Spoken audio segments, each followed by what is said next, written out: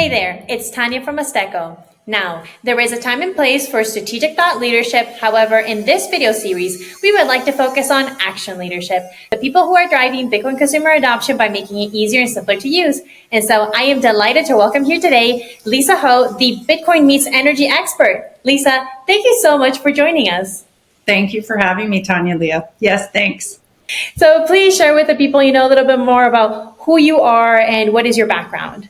So a long time ago, I was a natural gas trader, worked at some famous firms like Enron, PG&E National Energy Group, Southern Company. I've worked for production companies, trading companies, generators, so very well versed in energy assets. I now channel that knowledge to help energy folks align perhaps their operation with Bitcoin mining operations. Elizabeth Warren has done no favors to U.S. energy companies. She's created a lot of pollution in their brains and kind of in their mindsets that I'm working to clear up. And then if you could please share with us briefly, what is Bitcoin Coalition today? Yeah, Bitcoin Today Coalition was founded really by some incredible thought leaders in our space. It's an advocacy group. Goes to Washington once or twice a year, meets with policymakers and, surfaces and works on issues that are germane in our space. And what inspired you then to transition from traditional energy to Bitcoin advocacy? Well, I think the best use of my time is, helping folks figure out how they touch Bitcoin. And I do believe that Bitcoin mining, especially off-grid mining, is a huge part of the United States national security. It's really national security for any country. So helping our energy teams understand Bitcoin mining and, creating, whether it's a really simple financial model for them where, the incentives are there for them to grasp.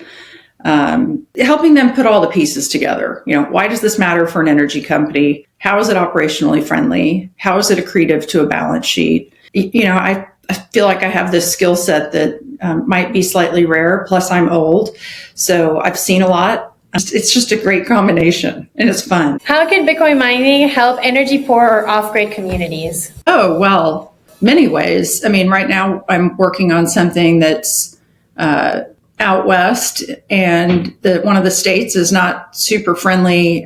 They don't support flaring. So you've got an energy producer and a midstream operator who desperately would like to be able to take their oil and other products and ship them to market. But currently the entire operation is shut in, and it's shut in because there is methane that they have nowhere to go with. So voila, enter Bitcoin mining, helping them set up, about 8 megawatts on this one particular site, but 8 megawatts of generation through, dropping engines down, dropping data centers down, kind of showing them the playbook for Bitcoin mining. It's really something I believe that most energy companies will end up doing for themselves if a company isn't born here. Right now, there is not kind of an oil field service type company that's directed towards this effort, but I believe there will be. And what have you learned from educating people on Bitcoin? Most people are super curious. When you can frame for them how Bitcoin and national security are aligned, changes a lot of hearts and minds. Certainly the rampant inflation in the United States has changed a lot of hearts and minds around Bitcoin. But people are curious. Everybody wants to know. Everywhere I go, if I say I work in Bitcoin, the reaction is usually, I need to know more about that. Can you please share a key moment where you influenced a Bitcoin-friendly regulation? That is a good question. Well, the Bitcoin Today Coalition, I was not a part of the board, but, they've been involved with quite a bit of conversations in DC and within our community. I encourage you to look it up. We've got 2 books that we've actually published. They're on Amazon. The latest one is about national security and Bitcoin. But I hope that perhaps the opportunity presents itself, especially within this new administration, that our voices, our collective voices in the Bitcoin and the Bitcoin mining space are more broadly welcomed. And we see that already. I'm extremely enthusiastic. What is, in your opinion, the biggest challenge for mass consumer Bitcoin adoption? It's just hard to buy it. This is pretty timely. You had Brian Moynihan from Bank of America speaking this morning. I think it was in Davos. I didn't catch where he was, but he said if the regulation changes and we can accept Bitcoin like we do Apple Pay, like a consumer can use Apple Pay or Venmo, they would add Bitcoin to the repertoire. I think making it easy for people to use, right? It's hard. When I speak to people and they generally get super enthused about Bitcoin, they'll always say, okay, well, where do I go to buy it? How do I buy it? It's, to date, you can't go to your bank and buy Bitcoin. It's some different Bitcoin exchange that you may or may not have heard of, that you may or may not trust. So making it broadly available. And I think we'll get there. I think especially in the United States, liberty, freedom, private property, it's the American way. This current administration, couldn't have come too soon to see Trump take the oath of office yesterday.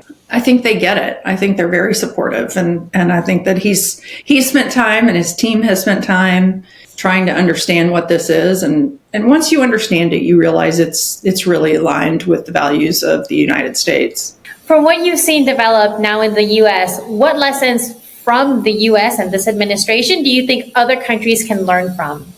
Well, I think we're behind, truthfully. Right? We're behind El Salvador. I think Bukele, this is perhaps one of my favorite interviews that I've ever seen anyone give, when he was on Tucker Carlson and Tucker said, well, but how did you create all this reform in your country? How did you, clearly you had a strategy. What was it? How did you form the strategy? And Bukele said the first thing that we did was we prayed. This idea that men have all of the answers, and collectively, right? That we have all of the answers. I think being more humble and realizing that, the world moves on, whether or not it's Bitcoin is divine intervention. Some people believe that. I probably fall in that camp.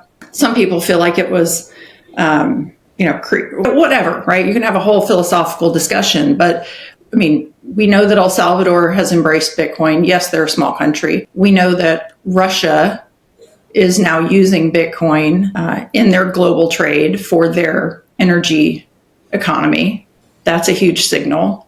We know that there are very wealthy nations around the world who are starting to add Bitcoin to their balance sheets. I would say we're behind, and it's concerning.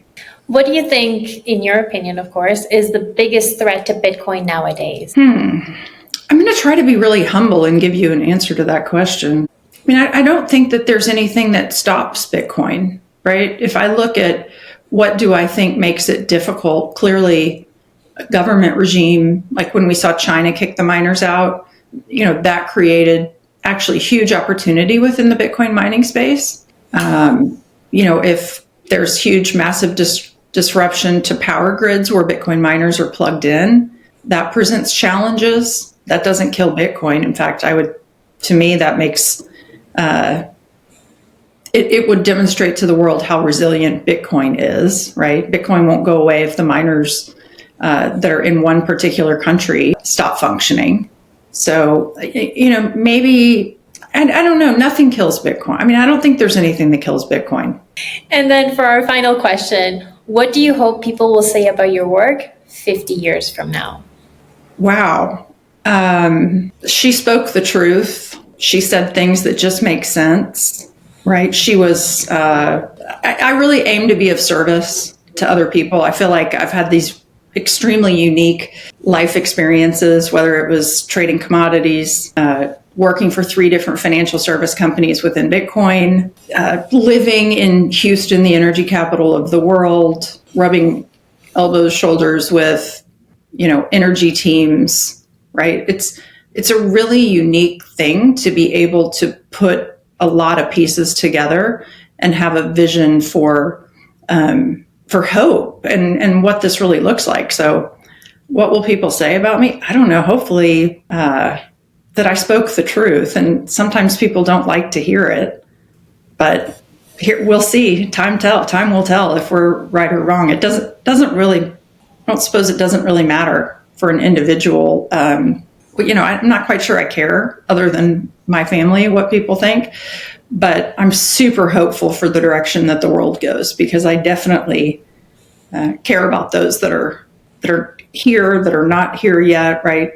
Kids, grandkids. The world will just be a more prosperous place. And, just if I think about Bitcoin, the greatest sort of innovation of it is that it's this language now that the whole world can speak. There's never been a way for everyone on earth to communicate with one another, to exchange value, to get paid for the value that they create. I mean, this is the ultimate language, right? We don't all speak English. We don't all speak dollars. We can all speak Bitcoin. Thank you so much, Lisa. Really appreciate your time.